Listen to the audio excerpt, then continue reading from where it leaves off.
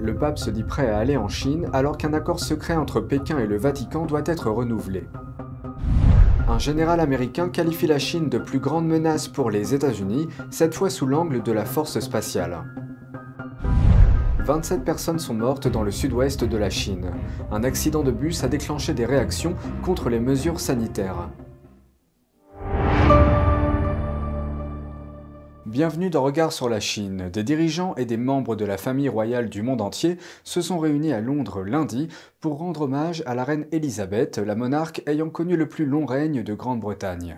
L'un d'entre eux était le numéro 2 de la Chine, Wang Qishan. Spécialement envoyé par le dirigeant chinois Xi Jinping, Wang Qishan s'est joint à quelques 500 autres responsables étrangers lors de la cérémonie. Lors de l'événement, le masque de Wang a attiré l'attention. Les restrictions liées au Covid-19 se sont largement assouplies en Europe, tandis que la Chine maintient fermement sa politique du zéro Covid-19. Ces règles rendent le port du masque obligatoire. La veille, Wang a également vu le cercueil de la reine Elisabeth dans le Westminster Hall de Londres. Ceci après qu'un reportage de la semaine dernière a déclaré que la délégation officielle de la Chine ne pourrait pas assister à la veillée. Certains législateurs britanniques avaient émis des réserves quant à l'invitation de représentants de la Chine. Plusieurs législateurs britanniques ont été sanctionnés par Pékin pour avoir critiqué les violations des droits de l'homme dans la région du Xinjiang, une zone que l'ethnie ouïghour appelle Turkestan oriental. Le dirigeant chinois Xi Jinping était au Kazakhstan la semaine dernière, en même temps que le pape. Interrogé sur une éventuelle rencontre avec Xi, le pape a répondu qu'il n'avait aucune nouvelle à ce sujet, mais qu'il est toujours prêt à aller en Chine. En réponse, un porte-parole du ministère chinois des Affaires étrangères a déclaré que Pékin appréciait la bonne volonté du pape. Mais il a noté qu'il n'y avait pas de créneau libre dans l'agenda de Xi Jinping. Xi s'était rendu au Kazakhstan pour une réunion avec les dirigeants de ce pays, alors que le pape était là pour une visite d'État. Pendant ce temps, un accord controversé entre Pékin et le Vatican doit être renouvelé. Une délégation du Vatican s'est récemment rendue en Chine pour discuter de cet accord, et les responsables du Saint-Siège espèrent le prolonger. L'accord donne au pape le pouvoir de nommer des évêques en Chine. Il permet également aux catholiques chinois de reconnaître le pape comme le chef de l'Église universelle. Avant cet accord, Pékin nommait les évêques de sa propre décision. Pékin ne permettait pas non plus aux catholiques chinois de reconnaître l'autorité de Rome. La Chine compte environ 12 millions de catholiques. Ils sont divisés en deux groupes, les associations d'État et les associations souterraines. Avant l'accord, les associations d'État rejetaient l'autorité du pape, tandis que les catholiques clandestins la reconnaissaient. Ils ont souvent été persécutés pour cela. Mais les critiques considèrent l'accord du Vatican avec Pékin comme une capitulation devant le régime communiste. En 2020, Mike Pompeo, le secrétaire d'État de l'époque, avait appelé le Vatican à renoncer à cet accord. Selon lui, la situation des droits de l'homme des chrétiens en Chine a empiré après la signature de l'accord. Il a cité l'exemple d'un catholique chinois qui a été battu et placé en détention pour avoir refusé de rejoindre l'Église d'État. Aujourd'hui, le Parti communiste chinois resserre son emprise sur les églises catholiques. En août, la police a fait des descentes dans des églises de maison dans plusieurs provinces, dont Pékin. Un expert déclare que le pape est dans une position difficile lorsqu'il s'agit de propager la religion en Chine. Le fonctionnement d'une religion à l'échelle mondiale est que la religion doit toujours travailler avec l'État. Et lorsque vous avez un État comme la Chine totalitaire, vous devez travailler avec eux plus que dans un endroit qui permet la liberté religieuse, où il y a beaucoup d'activités de la société civile comme dans les démocraties. Le mois dernier, un haut conseiller politique du Parti communiste chinois a rencontré les dirigeants de deux organisations catholiques contrôlées par l'État. Le conseiller, Wang Yang, les a exhortés à maintenir fermement la direction du Parti communiste et à pousser le catholicisme à s'adapter à une société socialiste. Les projecteurs sont en train de se tourner vers l'espace. Le général Saltzman de la force spatiale américaine affirme que la Chine est la plus grande menace pour Washington dans le secteur spatial. Il est candidat désigné pour diriger la force spatiale. Lors d'une audition, il a déclaré, je cite, « Les Chinois recherchent de manière agressive des capacités susceptibles de perturber, de dégrader, voire de détruire nos capacités satellitaires et de perturber notre infrastructure terrestre. » Saltzman a déclaré qu'il serait prioritaire pour lui de veiller à ce que la force spatiale soit en mesure de contrer les concurrents stratégiques, car, selon lui, les adversaires tentent agressivement de dominer l'espace et de mettre en danger les intérêts américains. S'il est confirmé, Saltzman sera le deuxième chef des opérations spatiales. Salzman a ajouté qu'il était confiant dans la domination militaire des États-Unis, mais qu'il ne pouvait pas donner de détails étant donné la nature publique de l'audition.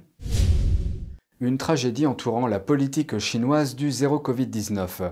En Chine, un bus qui transportait 47 personnes vers une quarantaine dans le sud-ouest a fait un accident. Le bilan est de 27 morts et 20 blessés. Voici la suite. Selon les autorités locales, le bus s'est renversé sur une voie rapide dans la province du Guizhou. Les blessés ont été emmenés à l'hôpital pour y être soignés. Les autorités affirment que dans le bus se trouvaient des personnes qui avaient eu un contact étroit avec d'autres personnes dont le test de dépistage du Covid était positif.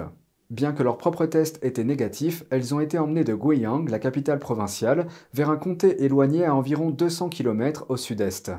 La Chine a maintenu une politique stricte appelée zéro Covid qui isole les personnes infectées et celles qui sont considérées comme à contact proche.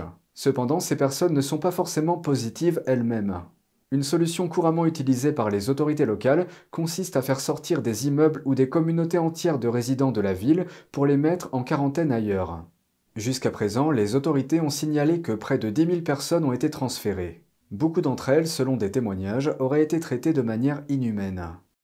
Une habitante des environs du lieu de l'accident nous a dit qu'à l'heure actuelle, de nombreux habitants refusent de coopérer avec les autorités. Nous avons déformé sa voix pour protéger son identité. Nous avons vu d'autres dirigeants des autres quartiers demander aux gens de se faire transférer dans d'autres endroits, pour la quarantaine. Mais aucun des résidents ne l'a fait. Pourquoi? Parce que les gens ici ne coopèrent plus. Chacun n'a qu'une seule vie. Li a blâmé les autorités pour les restrictions excessives liées au Covid-19. Nous sommes tous dans un bus avec nulle part où s'échapper. Le virus peut être partout, une épidémie peut survenir n'importe où, ce qui signifie que n'importe qui peut être écarté. Si une prévention aussi excessive de la pandémie n'est pas arrêtée, nous ne pourrons jamais descendre des bus. Selon elle, les résidents sont toujours tenus de se faire tester quotidiennement, et la plupart sont confinés à leur domicile. Un puissant séisme a secoué une grande partie de Taïwan dimanche. Il a renversé un immeuble de 3 étages et a temporairement piégé 4 personnes à l'intérieur. Environ 400 touristes ont également été bloqués sur le flanc d'une montagne. Voici la suite. Un train de passagers est sorti de ses rails. Des images montrent l'effondrement du pont Gaoliao ainsi que l'effondrement du toit d'un gymnase. Depuis samedi, des dizaines de secousses ont tourmenté la côte sud-est de l'île. Le séisme de magnitude 6,8 survenu avant-hier était le plus important d'entre eux. La plupart des dégâts semblent se situer au nord de l'épicentre, dans la ville de Qishang. Un immeuble de 3 étages s'est effondré dans la ville voisine de Yoli. Plus de 7000 foyers ont été déclarés privés d'électricité à Yoli et des conduites d'eau ont également été endommagées. L'agence météorologique japonaise a émis un avis de tsunami pour plusieurs îles du sud du Japon situées près de Taïwan, mais l'a ensuite levé. Aucune blessure grave n'a été signalée dans l'immédiat. Un appel inhabituel maintenant. Les données officielles de la Chine montrent que le pays cherche à embaucher plus de 3 millions de personnes dans le domaine de la cybersécurité dans les 5 ans. Mais pourquoi Pékin a-t-il besoin de ces personnes? Voici quelques éléments. Selon les dernières données du ministère de l'Éducation, d'ici 2027, la Chine connaîtra un manque de plus de 3 millions de personnes dans le domaine de la cybersécurité. Et ce, malgré une production nationale de 30 000 diplômés en cybersécurité chaque année. Selon Wang He, chroniqueur à The Epoch Times, le régime communiste chinois a besoin d'une armée de travailleurs en cybersécurité pour s'emparer illégalement des technologies de pointe de l'Occident. Le Parti communiste chinois les utilise comme une force stratégique. En interne, ils sont utilisés pour assurer la sécurité de leur réseau d'entreprises, et en externe, ils sont utilisés pour mener des cyberattaques, voler des renseignements, etc. En juillet 2021, les États-Unis, l'Union européenne et l'Angleterre ont condamné conjointement le Parti communiste chinois pour la première fois. La condamnation était pour avoir mené des cyberattaques à l'échelle mondiale. Le même jour, le ministère américain de la Justice a accusé 4 ressortissants chinois d'avoir participé à une campagne de piratage menée par le ministère chinois de la Sécurité d'État. Selon Wang, l'arsenal de cybersécurité de la Chine est une énorme menace pour le monde. C'est tout pour aujourd'hui, merci d'avoir suivi Regard sur la Chine. On se retrouve demain pour une nouvelle émission, prenez soin de vous et à bientôt.